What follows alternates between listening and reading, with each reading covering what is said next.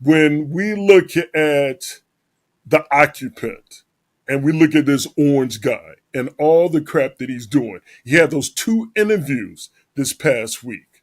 Those two interviews. And that one, did you see the one with the guy Terry with ABC? And Yeah, that's my boy. I mean, I want to pat him on the back. Kristen Welker blew it. He like, but he I like the dude from ABC. This is not an innocent, wonderful gentleman from Maryland. I'm not saying he's a good guy. It's about the rule of law. The order from the Supreme Court stands, He came sir. into our country illegally. You could get him back. There's a phone on this desk. I could. You could pick it up, and with could. all the power of the presidency, you could call up the president of El Salvador and say, send him back right now. And if he were the gentleman that you say he is, I would do that. But the court has he's ordered not. you to facilitate that. I'm not the one making this decision. We have lawyers You're the that president. don't want to do this. But the buck stops in this office. No. I follow the law. You want me to follow the law? If I were the president that just wanted to do anything, I'd probably keep him right where he Supreme is. Court says what the law is. That's the most Trump's been pressed to his face in that I can remember in a while. I mean, could I he have still gone? think he could have did better, but you're right. Oh, he could have. He could have. But he didn't. I think he was, and Trump loved to point this out because I don't think, I think that's probably his first presidential interview. He was trying to be respectful of the office. And he was trying to say, look, I don't want to bust your dumb ass out. I'm going to try to move on. I mean, that's what he was trying to do. He was like, I'm trying to move on. But Trump kept trying to like push this point. And he, but at least the guy said, look, it was photos. You're talking about the tattoo thing, right? He said he wasn't a member of a gang. And then they looked, and on his knuckles, he had MS-13. There's a dispute Well, over wait a minute.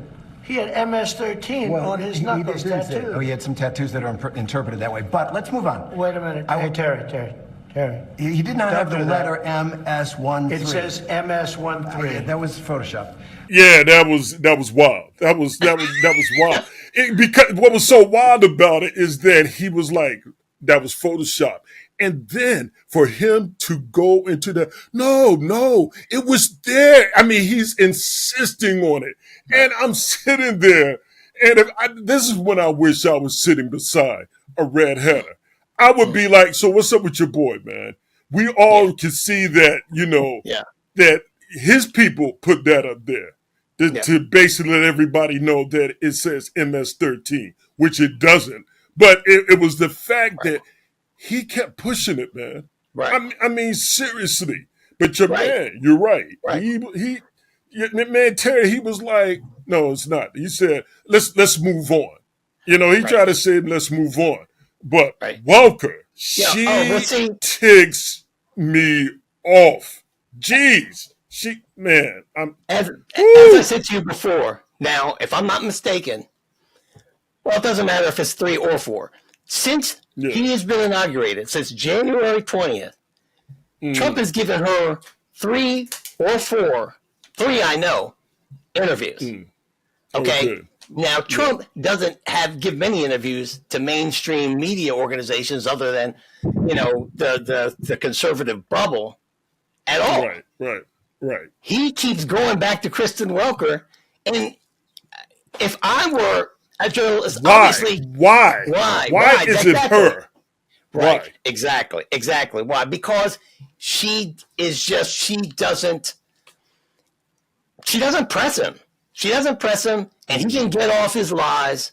And then on this last interview, not the nerve, but I don't know why NBC News doesn't understand that they're being used as a tool. And maybe they're all right with it. But they went for a tour of the ballroom in Mar-a-Lago. Really? Yeah. That's what we're doing? Why? Yeah. That's what we're doing? Yeah. That's what we're doing. I mean, because in my view, it's like, okay, this is the world president going to take you around the freaking mansion and show you the ballroom? Is that what we're doing? Like, this is all good? Mm-hmm. No, it's not. Don't you need to uphold the Constitution of the United States as president? I don't know. I have to respond by saying again, I have brilliant lawyers that work for me. Once again, it's about educating people. She asked him if he should follow the Constitution. See, You don't do that. It's like journalists have forgotten that their job is to be the guardians of truth. So when she asked that question, she shouldn't have said, "Should you follow the Constitution?" She should say, "You took an oath to uphold and protect the Constitution. So why won't you do that?" Because ignoring the Supreme Court means you are refusing to honor your oath. But they don't Right. ask questions like that. I don't understand why. Well, I understand why, because that would be her last interview with Donald Trump.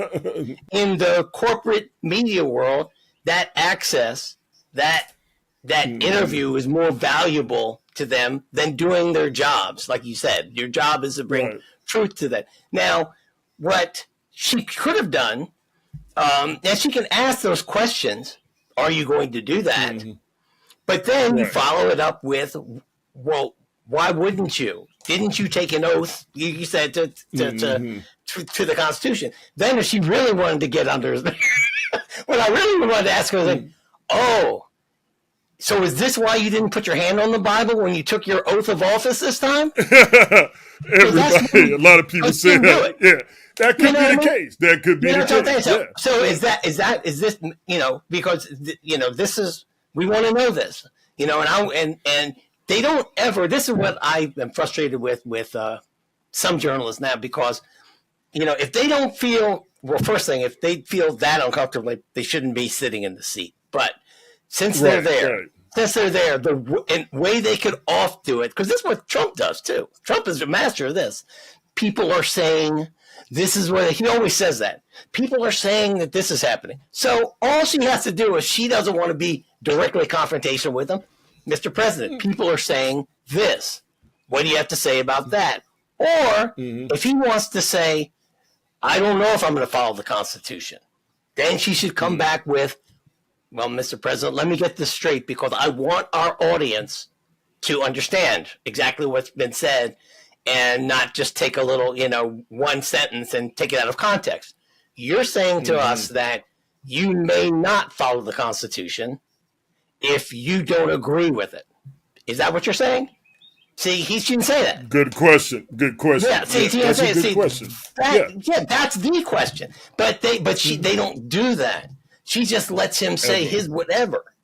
And that's why he's sitting, that's why he sits down with her, because that's what he does. The only reason I can come up with as to why they keep doing that is so they'll continually have access to Trump, and they feel like they get eyeballs, I guess. What's the purpose of the access if you're not going to treat Ratings.